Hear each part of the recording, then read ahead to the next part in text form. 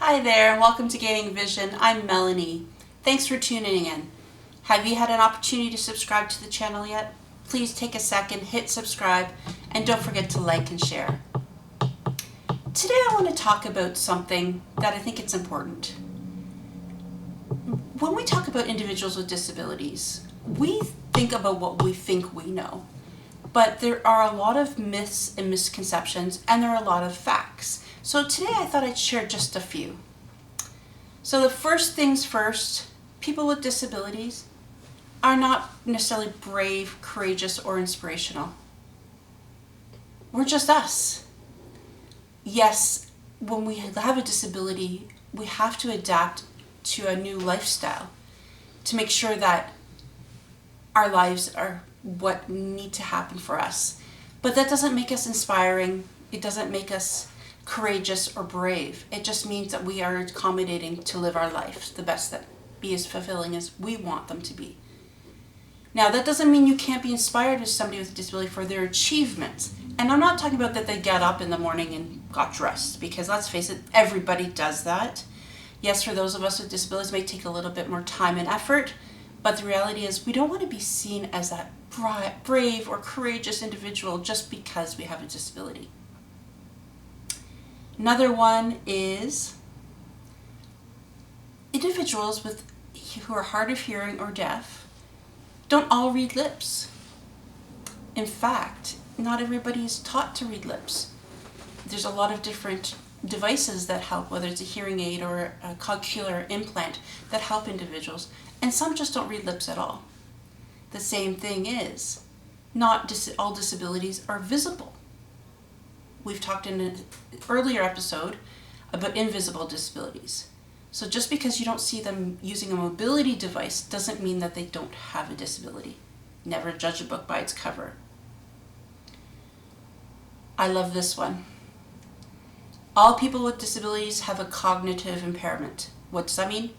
You have to talk slowly to them. No, in fact, people with various disabilities are very intelligent, don't have any processing issues, and you could just have a normal conversation. For those of us who are blind, did you know that in fact that not everybody who's blind doesn't see anything? Majority of us have some percentage of vision, but we still have terminology as blind.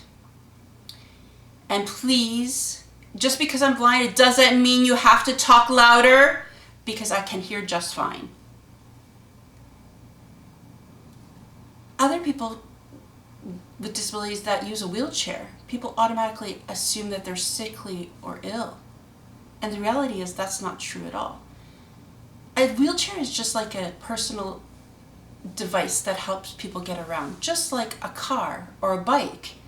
It just provides another provision of accessibility and independence. And that's another really big one, is not everyone with disability always needs help.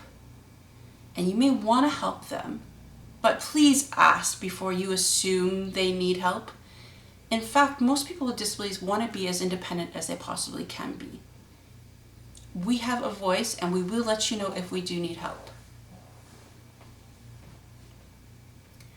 Another myth is that individuals with disabilities are not educated.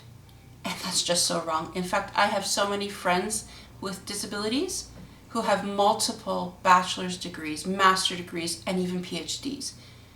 We spend more time at school because unfortunately not a lot of people will hire us. So we have a plethora of education, both in schooling and in life experiences. So have a conversation with us and get to know how educated we actually are. Another myth, people with disabilities can't work. This is so far from the truth. In fact, people with disabilities are better employees. They're more likely to give 110% than the average person, because they are just looking for those opportunities to prove themselves, to get above the poverty line, to make money, and to have some consistency and normalcy to their routine. They're educated, they come in wanting to learn, and they're going to be extra safe in the workplace. So health and safety, which is always a concern for employers, is actually not an issue, because we're going to take extra time to do things that we know that we can't do. If people with disabilities were given the opportunity to be employed, it'd be amazing, because they don't have as many sick days as everybody else, because they're just so pleased to have that job that we want to prove ourselves and we work hard. So that's a piece of education that we have to do for employers, for the professional world, to see us not just as people who can stock shelves and clean tables and do the cash register, but in fact to be in the professional world, be teachers, be lawyers, be any type of professional that we want, and that we're educated and qualified for those jobs. The WHO states that 15% of the world's population are individuals with disability, identify as having a disability. That's a huge number. And in Canada alone, 14% of the population have identified as having a disability. That is one of the largest minorities in the world. So it makes up a lot of people. And in fact, 90% of people in Canada know someone with a disability. Another myth, people with disabilities should hang out with people with disabilities. The reality is that's not true at all. We have many friends in all different areas of life, and that actually comes from the whole segregation versus integration conversation. The reality is that we want to be just like everybody else. We want to have a conversation with you, me, anybody out there. And by saying that we have to be with individuals with disabilities, that's just putting us into a pigeonhole. A lot of my friends are people with disabilities because I can share commonalities with them. But the important thing that we all know is that everybody's lived experience is different, whether you have a disability or not.